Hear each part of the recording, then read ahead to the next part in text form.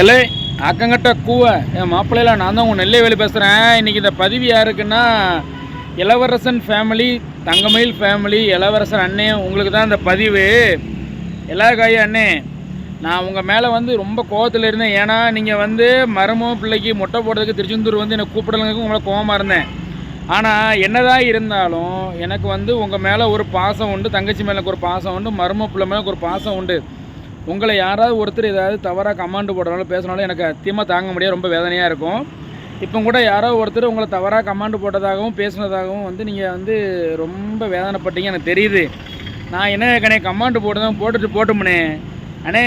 நம்ம கமாண்டு போட்டோன்னெலாம் திட்டி ஏசுறதா இருந்தால் நமக்கு நெட்டு கார்டு காணாது, ஃபோனு காணாது, எதுவும் காணாது.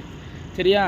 அது போக உங்களுக்கு நிறைய அண்ணே 1000 பேரில் ஒரு 900 பேர் நம்ம மேலே பாசம் வச்சு ஒரு 100 பேர் நம்மளை திட்டுறாங்கன்னா நம்ம கண்டிப்பாக கீழே சாஞ்சிட மாட்டோம், நம்ம உயர்ந்துக்கிட்டே தான் போவோம்.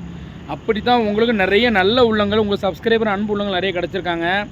எல்லாருமே உங்கள் மேலே தங்கச்சி மேலே உசுராக இருக்காங்க, மரும பிள்ளை மேலே ரொம்ப உசுராக இருக்காங்க. அவங்கெல்லாம் உங்களுக்கு சப்போர்ட்டாக இருக்காங்க. ஏன் நான் கூட உங்களுக்கு ரொம்ப ரொம்ப சப்போர்ட்டாக இருக்கிறேன்.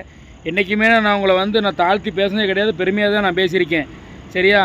நீங்கள் நம்ம கூட பிறந்த சகோதரி அண்ணன் மாதிரி தான் பேசியிருக்கேன். நீ அதெல்லாம் ஓகே.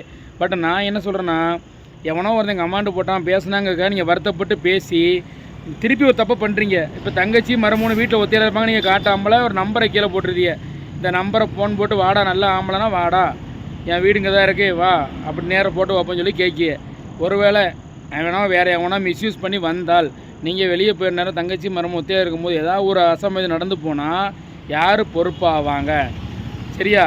அதனால் நான் என்ன சொல்கிறேன், நீங்கள் பேசுகிறவங்க 1000 பேசிட்டு போவான், நம்மளை வாழ்த்துறவங்க நிறைய பேர் இருக்காங்க. சரியா? அதெல்லாம் மைண்டில் வச்சு நீங்கள் சந்தோஷமாக இருக்கணும். தங்கச்சி காயத்ரி கூட என் மரும பிள்ளை கூட சந்தோஷமாக இருக்கணும்.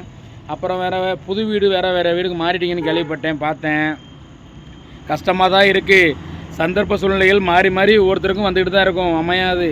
சரியா? பட் நான் என்ன சொல்கிறேன்னா, எதையுமே இந்த காதில் வாங்கி இந்த காதில் விட்டுருங்க. அப்படித்தான் ஆண்டவன் துணை இருப்பான். நல்லது செய்வோம், நல்லது கிடைக்கும். நீங்கள் கெட்ட வார்த்தை பேசாதீங்க. சரியா? அவ்வளோதான் என்னோடய பொதுவான கருத்தை நான் சொல்கிறேன். சரி, ரைட் நண்பர்களே, உங்களுக்கு இந்த வீடியோ பிடிச்சிச்சுன்னா லைக் பண்ணுங்கள், கமெண்ட் பண்ணுங்கள், ஷேர் பண்ணுங்கள். மறக்காமல் நம்ம நெல்லைவேலு சோசியல் மீடியா யூடியூப் சேனலை சப்ஸ்கிரைப் பண்ணி பெல்லை அமைக்கிருங்க. நன்றி, வணக்கம் அன்புறவுகளே.